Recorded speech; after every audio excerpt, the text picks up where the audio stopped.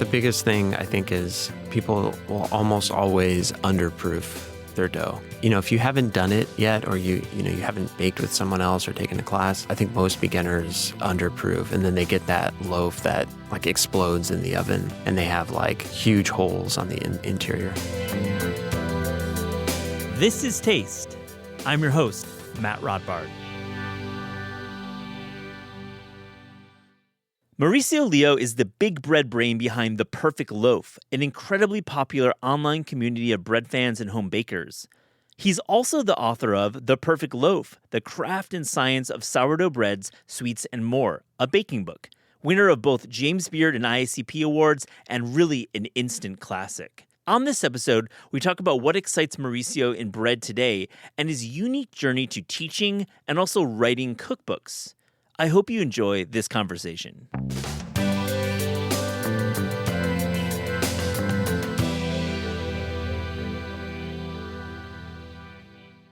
Maurizio Leo, this is Taste. How you doing? I'm doing great. Yeah. It's great to see you and have you in the studio. You're in town for IACP. You're nominated. Let me ask you about New York.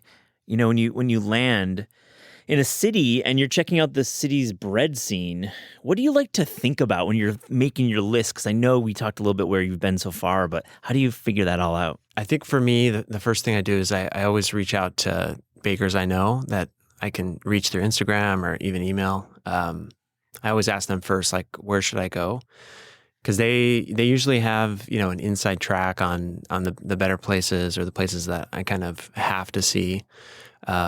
So I start there, and they usually give me a good itinerary. But then, whenever I go to the place, I usually like to just explore and ask people, like, where are you getting your bread? Because a lot of times, I think people have their favorite bakery that they go to, and it's kind of a routine or a ritual that they get into.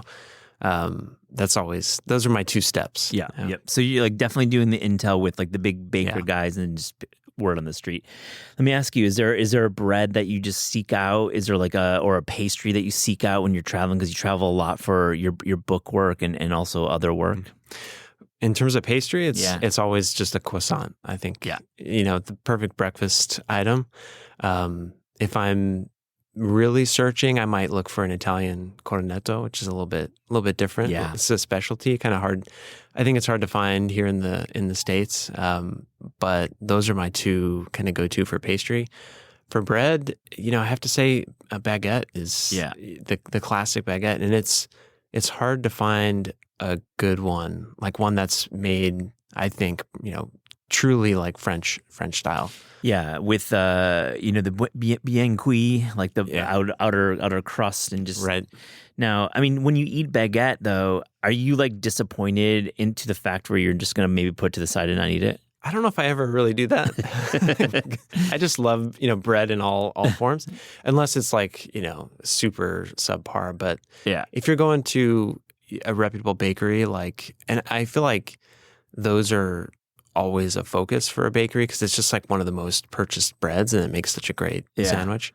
But I think maybe second to that would be, if it wasn't like a large loaf of bread, it'd be like a focaccia. Oh yeah, Italian.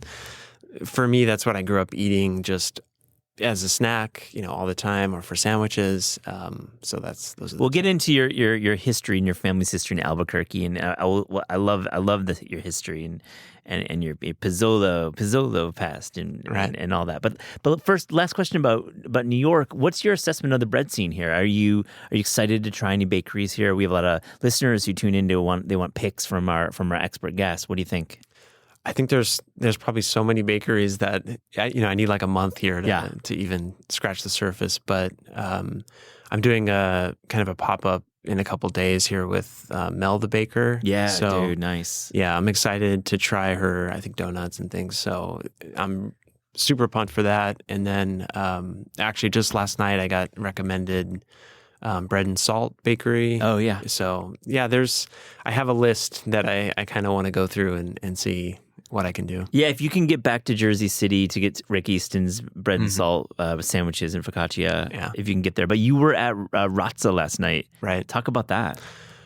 It was amazing. I mean, I think it was... Really, as advertised. I had an idea for what the pizza was going to be like, but you can't ever seeing pictures and videos, it doesn't capture the kind of the essence of the crust and how fresh the ingredients are. And we talked with Dan for a while about about the ingredients, and his passion just kind of like it's so evident that he really cares about the food. So the pizza was amazing. Yeah, how do you describe it? To me, it's challenging because it's not Roman. It's not like it's its own version, but it's more leans more Roman in terms of the thickness of the crust and the way the crust kind of works and flakes and snaps a little bit. That's maybe not the right word, but it's definitely more than neo and pan. But what do you think? We were talking about that. We were saying the flavors are amazing, but it's the texture totally of just how crisp it is. And it's not, we're not talking like cracker crunchy. It's this weird, we were talking about that fine line. It's all done in the wood-fired oven. So it's like, it's not burned for sure, but it's like, there's just such a fine line when you're working with high heat like that. Oh my goodness. He nails it. Seconds, can change the pie. Let's go back a little bit. You come from a pizza family in Albuquerque, New Mexico. I want to ask you, how was your upbringing and working in a pizzeria? How did that inform your bread baking and your journalism? Because your writing, because I know you didn't work in food media for most of your career. You've had other careers. So how did that inform you? Yeah, I grew up, at my dad's restaurant as a kid. What's it called? Mimos. Okay. Mimos Ristorante. You can call it Ristorante. That's right. Yeah, it's like a typical Italian-American restaurant, almost cliche now, but beautifully so. You walk in and it feels like a family's place, I mean, we were there running around, my brother and I, as we grew up in the restaurant. And I think it's one of those things where you're just around, since you grow up in it, you're just around it. Yeah. And it's like, watching my dad make pizza all day, or watching the, cooks, whatever they're making, whatever pasta they're making that day. I think it even though I didn't go into the food industry, through school, I think it was always there, kind of like pulling me back in that direction. Always pulling you back, but you ended up, what did your career, where did you land on? I know you've developed apps and you've worked early internet, you're an early internet guy. Vague description of what you did, but and you talked about, you just said how the restaurant world and food world was always tugging at you, but where did you end up? What was your career? Or is your career? Yeah, I actually went into software engineering. So I've always had this personality for precision and measurement and algorithms kind of thing. And I got interested in like early days when the internet was like AOL and dial up, and everything was emerging. It was super exciting, and I was drawn to like technology. And I don't know if it's because my parents, they got us an early computer, and I think it maybe because it was something so new and so different and kind of away from what my parents did. Maybe that was part of the draw.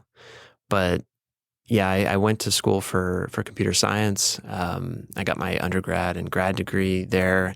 And I was working, at a college, I worked at a defense contractor. I was doing like drone development. So before drones were available, everywhere. They were probably like $50,000 to start.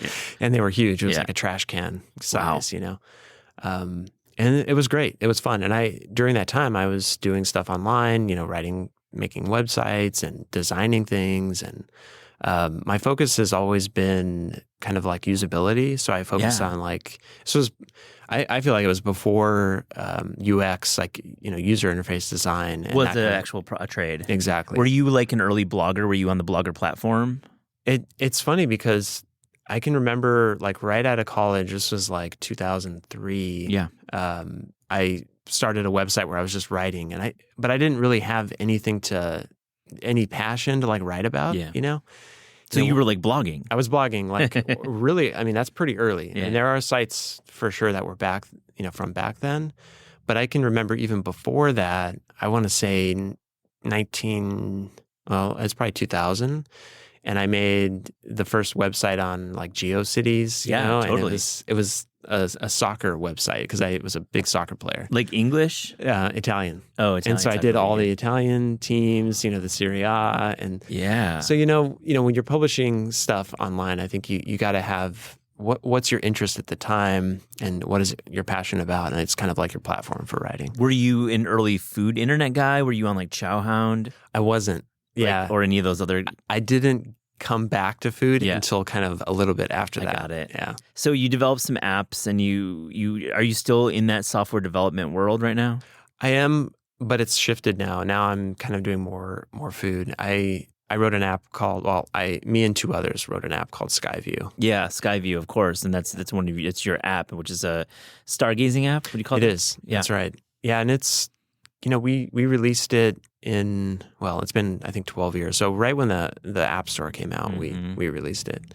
And I still kind of dabble in software, and I do love the engineering aspect and kind of architecting things that way. And it's had a big impact on people. Like it's one of those things where I feel like one of the reasons we wrote the app is because people stopped kind of going outside to see the stars and things. And it's been something I've always been interested in too. Is there an app that we've not yet had in the food space that you feel broadly could actually be an app? Because like apps are a little bit, I think it's like down a little bit, and everyone's now more, it's like Web 2, Web 3 actually with crypto. But Right. But is there like an app that you think would work? I think there's always space for it. I'm working on one. Oh, here we go, guys. Okay, let's go. Maurizio, what can you say? I love it. Yeah, it's definitely bread centered right now, at least for the first version. Hoping to release it later this year. And I think there's always space for like a native app. Web interface is amazing, but sometimes, and especially when you're in the kitchen, you just want something focused on the task that you're doing and not have to like flip through web pages or refresh or whatever. Like you want to take notes or you want to plan what you're going to bake that day, put it in the app, and it's waiting for you as fast as possible. Love that. I mean, it's so true. I mean, the biggest food media outlet right now is an app. It's New York Times Cooking. Yeah. Like undeniable. And Epicurious is pretty close too. Mm-hmm. I can't wait. That sounds great. Yeah, it's fun. It's a killer app for bread. Yeah. Okay, I got a simple question. I know it's not a simple answer. But where do me being somebody who's interested in food, but maybe not a big home cook, where do I start my journey for baking bread? It's really hard to wrap my head around, like, starting. I think it's intimidating for a lot of people. And that's one of the reasons why I started my website, 10 years ago, is because for me, you get kind of like thrown in, especially if you haven't done anything has any kind of leavening, like any kind of yeasted breads or anything. I think it is intimidating for people. So despite all that, I think the best way to get started is really just to get in there and do it. Like once you get over, like, what's the worst that can happen kind of thing? Like just get in there, mix some flour and water and go. And if you want to do sourdough, which is how I started, I think it's a harder path. Good point. Yeah, it is the harder path, but I think if it interests you, natural fermentation, all the flavor and everything you get from that, then you can always get your starter from a friend. Yeah, everyone's got a little sludgy starter in the back of their fridge. That's right. So you don't have to worry about that part. Just take some and mix it together and bake it. Like it doesn't have to be as intimidating as it sounds. It's what's the worst that can happen? Exactly. Bread machines. What do you think? I haven't ever used one. Okay, enough said. No, I'm just kidding. I'm cool with it though. Like, yeah. I think at the end of the day, it's like, people baking bread instead of buying industrialized bread. Like let's do it, whatever it is. If it's a bread machine, like that's cool. What is something you wish you knew when you first started baking bread and specifically sourdough? Yeah, there's it has to be temperature. Like, good. Temperature just absolutely rules like all aspects of fermentation. So if you have an idea for just the simple effect of, warmer temperature increases fermentation activity, like even just that is powerful. Having a thermometer, I think, helps a lot. Not mandatory, but for me personally, like when I started baking and I got my thermometer, it changed the game because I was like, okay, this dough isn't as warm as I thought it was. Maybe that's a reason why this thing is taking so long. There's just such a strong correlation between like successful baking and monitoring your dough temperature. And it really hit your skill set, having that data component. Absolutely. I mean, so that's the unlock for you is like, there's actually data here. Wow, there's numbers on the board. Yeah, it really plays into my engineering side and kind of curiosity. Now, when you talk about thermometer, are you talking about like a digital you probe it into the dough? Yeah. Those are pretty affordable, right? You can, $10 maybe. Yeah, you can get them anywhere. It doesn't have to be like a fancy bread one or barbecue one or anything. So get that thermometer. And what about oven temperature? Let's talk about that. I feel that's something we maybe don't always. We rely on the knob. The knob isn't, or the digital screen even. Right. It's maybe not the best. When I first started baking in my old house, it was a really old electric oven, and I set it to 450 degrees Fahrenheit, and my bread was like over baking every time. And I'm like, I know I'm doing this right. I put a thermometer in there, and sure enough, it was like way higher than I thought. So it's a common thing. Yeah. Get a thermometer in there and make sure, especially if it's an older oven. Let's go back to when you first started teaching people to bake bread. What is the biggest mistake that bread bakers make? And we just talked about temperature. Seems like a huge point, but there's probably other factors that you just repeatedly see. And if you go to the Perfect Loaf and you go to your website, you see so many comments, people asking questions. It's great to see that community too. Yeah. The biggest thing I think is people will almost always underproof their dough. And if you haven't done it yet, or you haven't baked with someone else or taken a class, you don't have that. Well, it's tactile for sure, but you kind of build this intuitive sense for fermentation and the dough.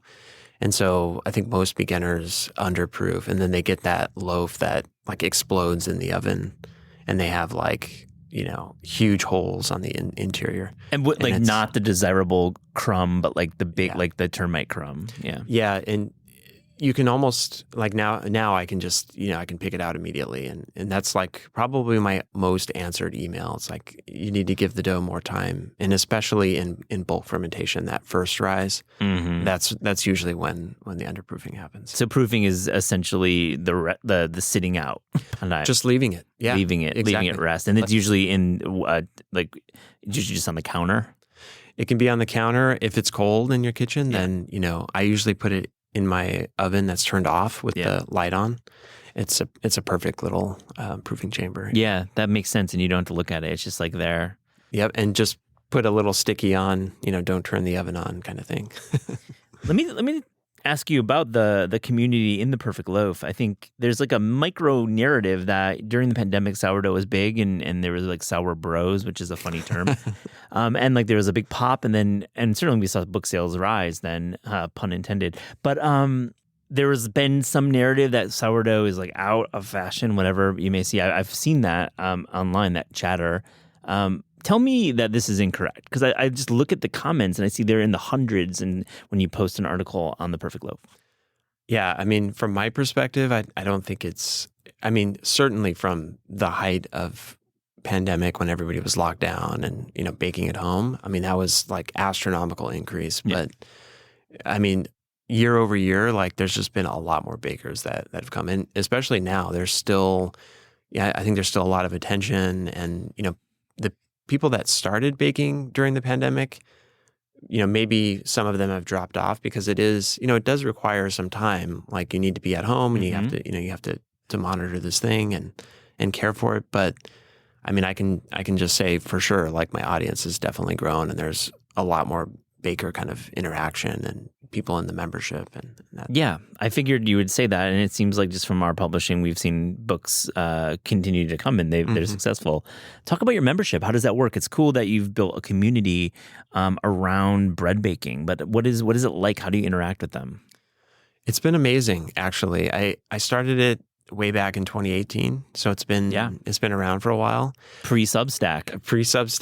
Yep. I think maybe like near when Memberful and Patreon and those things were kind of taking off.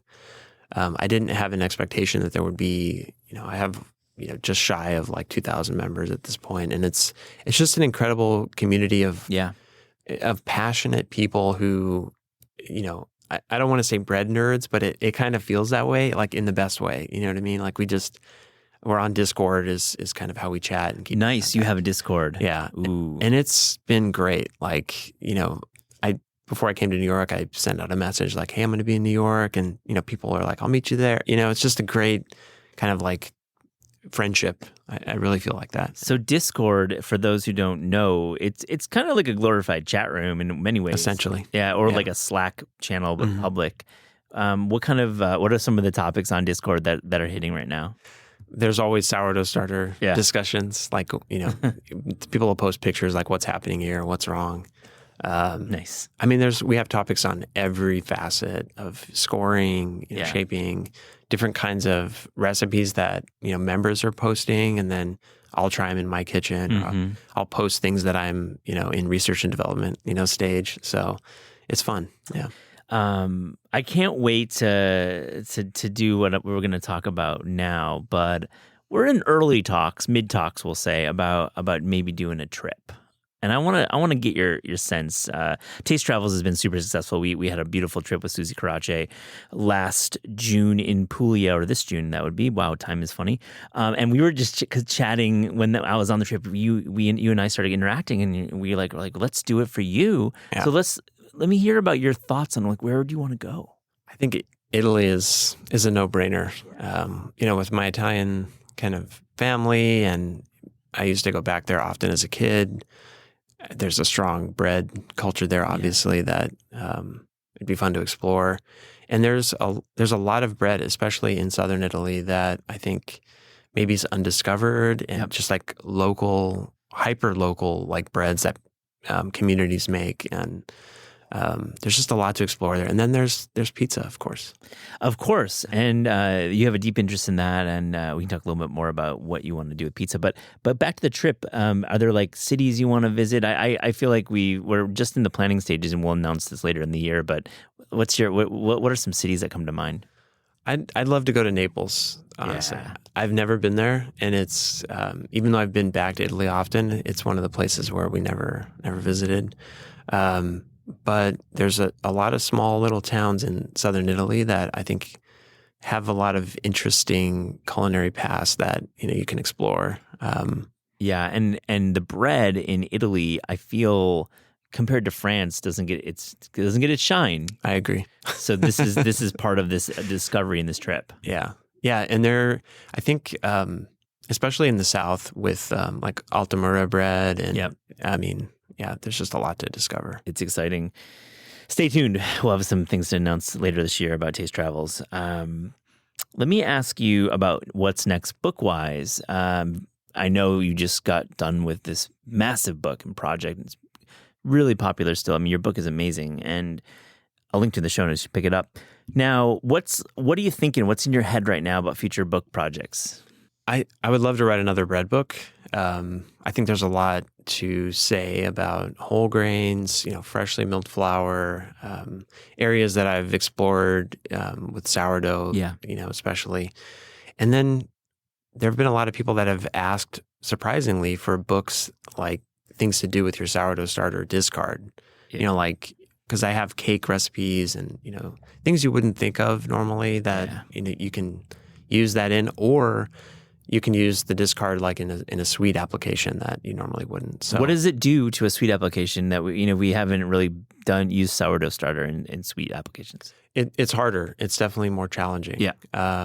I'd say in some cases it may not make sense. Like for a croissant, like you can do it, but practically it's a lot of work. Like it's really difficult. But there are things like donuts, like bomboloni, that you can make. I have the recipe in my first book, but there's variants of that you can do. Things like panettone has been naturally leavened for years. So I think there's a lot of, and there's also unexpected things that you wouldn't do. Like I do a babka, I do a lot of other things that. Yeah, I've seen some sourdough babkas out there in the internet. That seems like a good one. Do you make a nice panettone yourself? That's what I've been struggling with. Oh, I like admitting, you don't know everything quite yet. Yeah. It's another beast. It really is. It's like I really do agree when people say it's the hardest thing to bake because it requires an insane amount of attention, focus, and technical knowledge of every step of the process. So you've got the fermentation side, which is really difficult. The mixing of the dough is very lengthy, and then there's 2 doughs that you have to mix. Yeah. So it's just a long list of Plus the long list of components for the flavoring.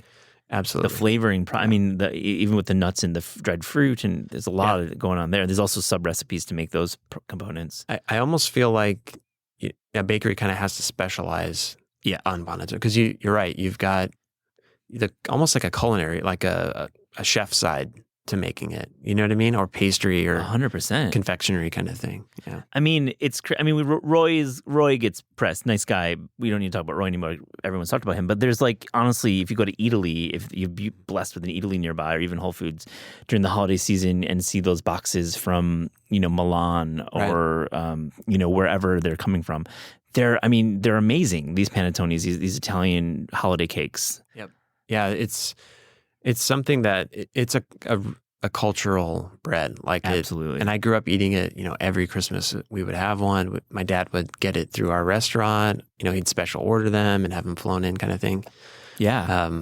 And I have a lot of food memories, around that. It's nice. I think a lot of folks, they only know the version you get at CVS, which frankly, still delicious to me. I'm a huge panettone fan. And shading on panettone as being not good because of that CVS version, you've just outlined why it's such a special product. Yeah. Yeah. There's a lot of levels of and different kinds too. You've got like a northern style, it's just, there's so much history. Yeah. Oh man. I would love to hear or maybe read more about the panettone. You're probably working on some It's stuff. coming. Yeah. It's coming. Good. I'll look for that. Maurizio, on This Is Taste, we ask guests about their discerning taste. So to close this interview, here's a little rapid fire, fast and furious taste check. Are you ready?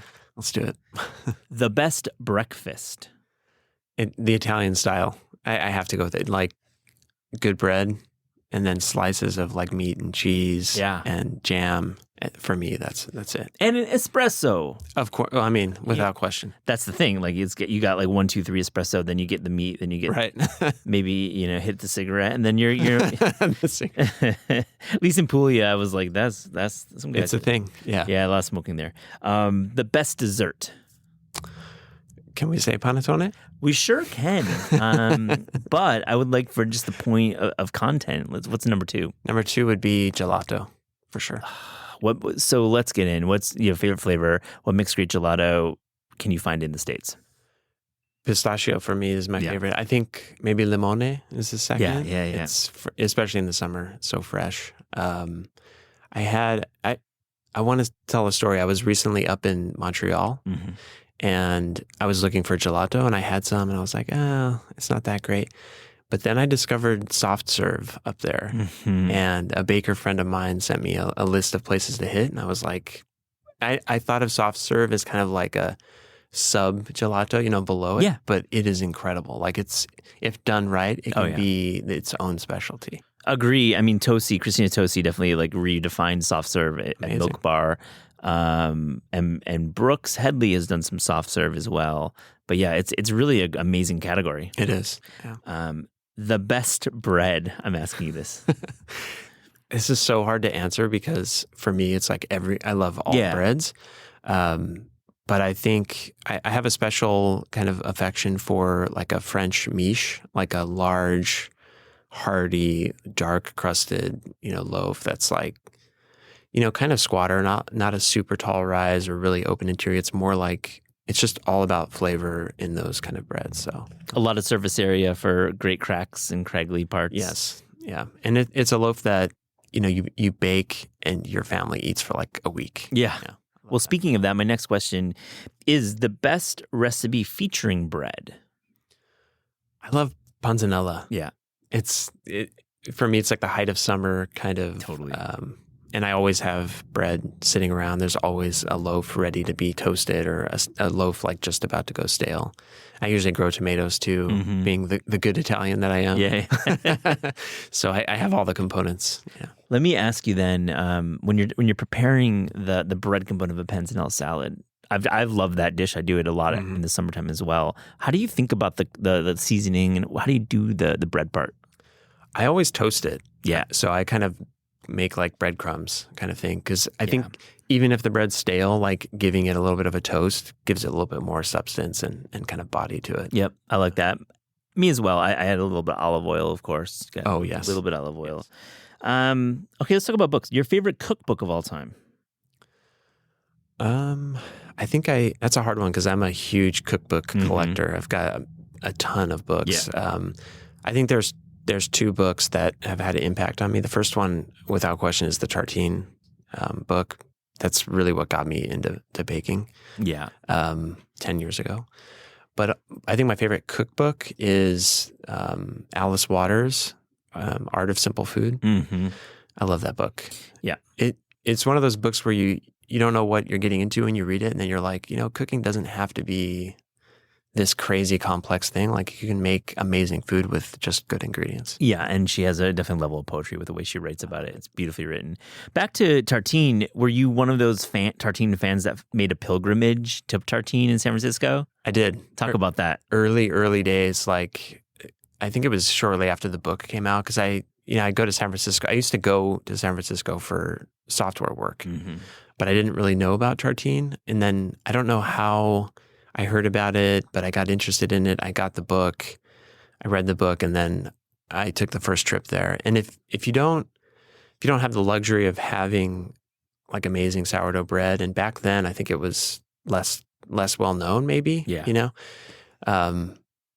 It's kind of transformative because you eat it and you're like, this is amazing. Like I don't know how to describe it, but it got me like really motivated, and I was cool. Yeah, I was like, I know I can do this kind of thing. Well, when you come from a town that maybe doesn't have like a really like isn't doing like oven breads, like real like those really dark and just the boule from a wood oven is nothing like it. Yeah, and in Albuquerque, where I grew up, most of the breads that we ate were just like fast risen doughs. They're not.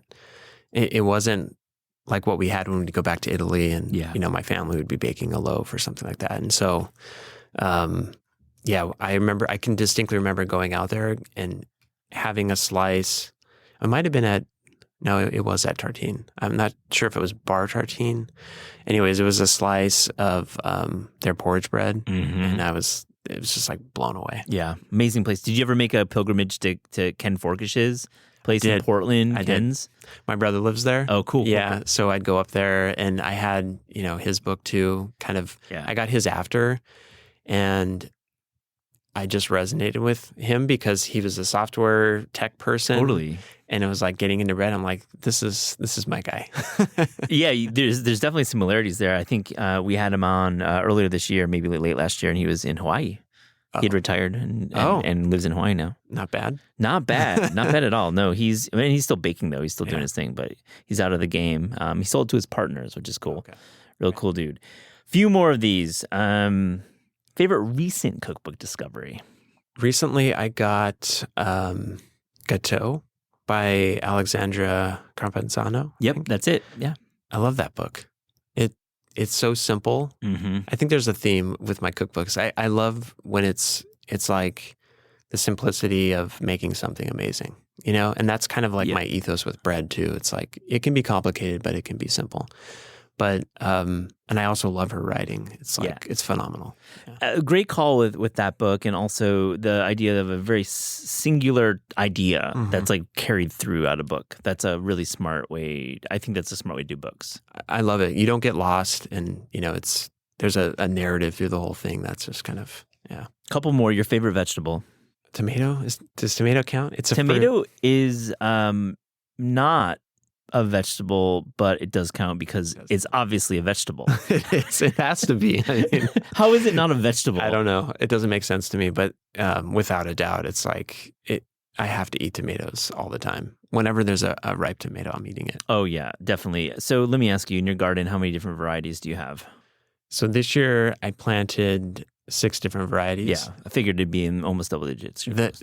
The challenge is that in Albuquerque, it's so hot and it's so dry that I have not yet, without a greenhouse, you can't grow large tomatoes because they split immediately. Mm-hmm. So I've been trying tons of different varieties to find one because I just love a thick tomato on a piece of bread with olive oil. It's like amazing. No. It's nothing like it. Yeah. Now, what about cherries? Do you have any small ones? Cherries, I have Rainier. I'm trying to grow Rainier and Bing. They're actually pretty easy to grow in Albuquerque. So I have 2 cherry trees. Unbelievable. I was asking about cherry tomatoes, but also okay. But still, I didn't say tomatoes. But then you're like low key, like I'm just growing 2 types of cherries, including the Bings.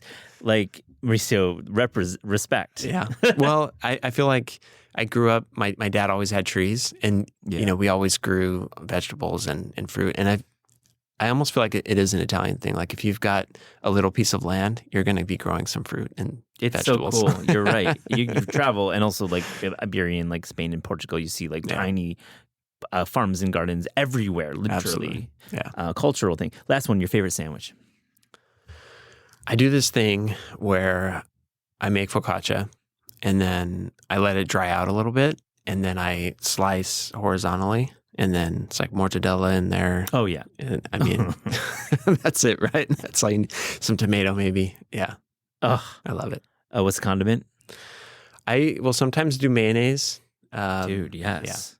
Yeah. I mean, you can also say always do mayonnaise. Always do mayonnaise, but I always do a drizzle of olive oil and then some balsamic vinegar in there. I liked how you were like looking at me with mayonnaise, like, is Matt a mayonnaise guy? And like, it's a test, dude. I was like hoping you had said mayonnaise because there's only one way to do a tomato for me in a sandwich form, and is with mayonnaise. You have to have mayonnaise. Yeah. Thank you you're being diplomatic, but good call, Maurizio Leo. Thank you so much for joining This Is Taste. Thank you for having me.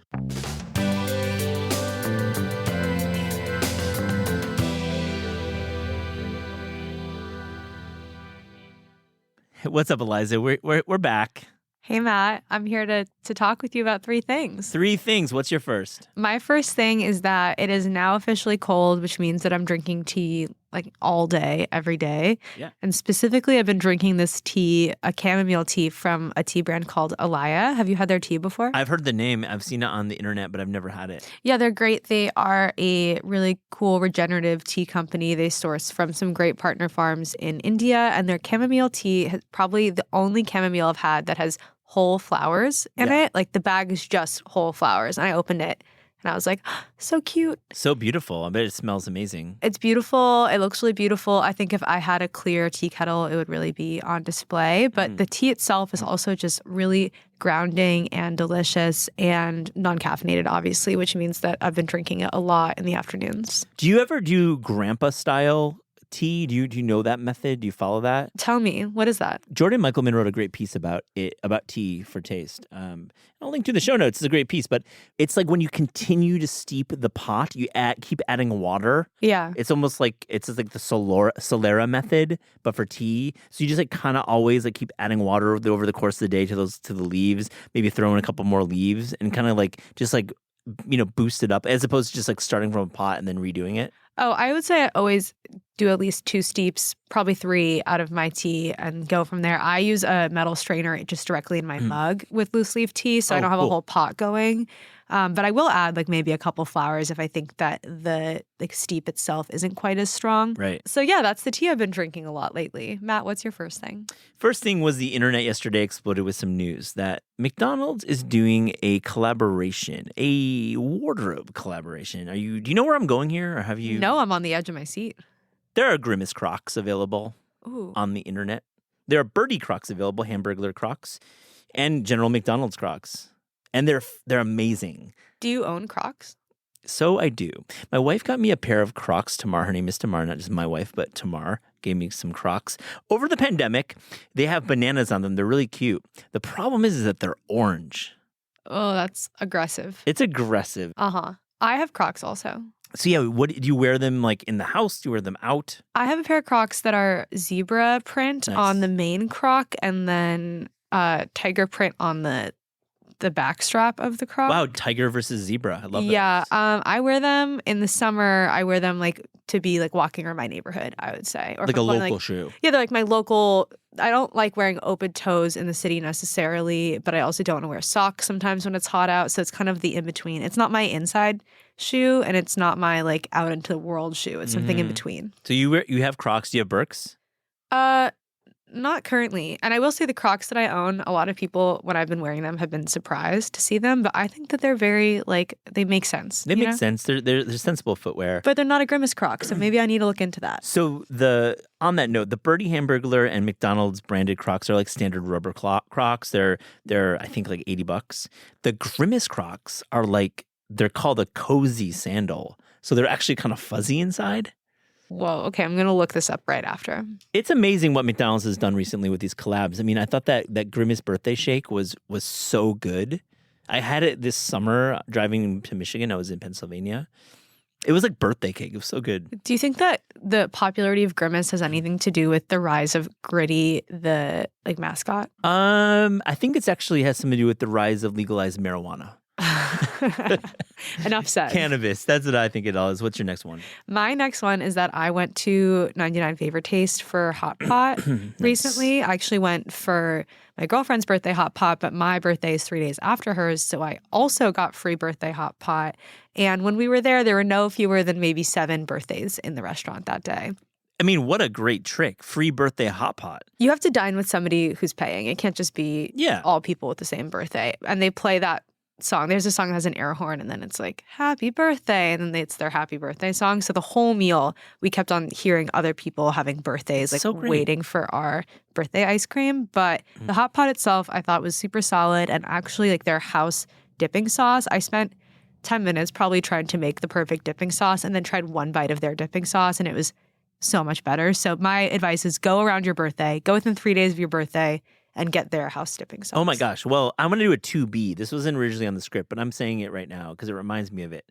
Don Don, a brand new Korean barbecue restaurant. Oh, I haven't been. It's on 43rd Street. So it's kind of out of that K-Town pocket on 32nd and 35th. And it's from the crew that does Mari. And I didn't plan to talk about this because I want to do a full episode with Chef Shim. But really, it reminded me of the birthday conversation. Reminded me this would be a great place to go on your birthday. They specialize in pork Korean barbecue. Samgyeopsal and Daeji Kalbi. It's so good. So good. So is this your second thing? Or No, this is 2B. This is actually, I have 2 more things, but I just wanted to interject that Don Don is totally the best. Okay, so my second thing is the new book. It's called Made Here, Recipes and Reflections from NYC's Asian Communities. And it's from this great nonprofit called Send Chinatown Love. And we will have an interview with 2 of the key members later on in December. But I wanted to acknowledge this book near pub date and say it is really good. For a group of people who are really not in book publishing, it's an independent release. I got to preview this book recently, and it is as good as anything I've seen this fall season. And I really, really love this book. I love it. It's such a great compilation of 18 cuisines from all over Asia: Vietnamese, Korean, Burmese, Indonesian, Filipino, Taiwanese, Tibetan, Thai, Malaysian, Singaporean, and Indian. That's not 18, that's many. That's many, and I think that's a great organization, so I'm excited to check out their book. Yeah, it's great to support their organization. I would probably give them a donation without receiving anything in return. But honestly, you should buy this book. I'm linking to it in the show notes. It's a great org and a really cool book. What is your final thing? I also want to talk about a book. Great. We're here at Penguin Random House. We love books. I want to talk about Mayumu, which is Abby Balangit's Filipino-American Desserts Remixed cookbook, which I've been a fan of for a while. But this past weekend, I was moderating a adobo chocolate chip cookie demo that Abby was doing at the Cherry Bomb Cooks and Books event. And this cookie is just surreal, as are many of the desserts in the book. There's a strawberry shortcake, sapin sapin, which are rice cakes. There's a halo halo baked Alaska. It's really like psychedelic Technicolor dessert making, which I think especially as it gets colder out, it's nice to be kind of bringing in brightness and flavor in your kitchen in that kind of way. But these cookies I'm just going to say on record, I didn't get to eat a final cookie. I only got to eat the cookie dough. Wait, really? You didn't actually They went so fast at the I see. demo that by the time I was done talking, there were none left. But just the cookie dough itself, it has apple cider vinegar, soy sauce, and like sizzled bay leaves and pink peppercorns. So it's really aromatic and savory and sweet at the same time. And I think I have to like get the book to make these cookies for myself so I can try the full product. It's such a rethink of the compost cookie, but with like cool ingredients. Yeah, the compost cookie, remind me, that's something that has lots of different things in it. Yeah, that's like the milk bar, like lots of different, there's like potato chips in there and pretzels. Right. This is like sounds really neat. Yeah, I think I would like maybe push back on that comparison just because it doesn't have a lot of different mix-ins. Like really there's chocolate chips in the dough and then peppercorn on top, and the rest of those flavors are kind of the wet ingredients that just kind of go into the dough. You're saying. Oh, that's like cool. The bay leaf, you would sizzle the bay leaf in butter and then strain it, and then that butter gets mixed with just straight vinegar and soy sauce, and that's kind of where the adobo flavoring is coming from. That's a really cool idea. Now that you've clarified, I appreciate that. It's really like savory. It's very savory, but obviously there's brown sugar and also white sugar in it, so it has that nice balancing note. And judging by the speed at which these cookies were consumed in front of me, I think the final product must be even better than the cookie dough, which was, of course, delicious as cookie dough is wont to be. Can we get Abby on the show? Yeah, I would love to have her on the show. We've been doing a lot of stuff with her with Cake Scene also, so I think it would be a very fun conversation. Yeah, and you mentioned Cake Scene. It's out now, the new issue, or the pre-order is. We're going to have a longer conversation later in the month, but definitely pick up a Cake Scene. Cakescene.com. Matt, do you have one more? Eliza, I have a last one, and it's kind of personal. It's close to me because I used to work here. Punch turned 10 yesterday at a great party. Happy birthday, Punch. Yeah, and I was there for about a year, and I've known Talia and Chloe and the crew there, Lizzie, for much longer. And I have to say, what a great run, and there'll be many years to come. But man, 10 years doing independent publishing. I call it independent because the spirit is purely independent. And it really, even though I don't drink alcohol, I've always found what they're doing really captivating in this space. And I just love the individuals who run it. They're very cool people. They're great people to work with. And I just enjoy their work. And I'm going to link to a great retrospective in the show notes of 10 years of Punch. They did a great job here. And I just got to say, good job doing 10 years. Yeah, happy birthday to Punch. Congratulations. Yeah, 10 years and hopefully 10 more. And that's 3 things. 3 things.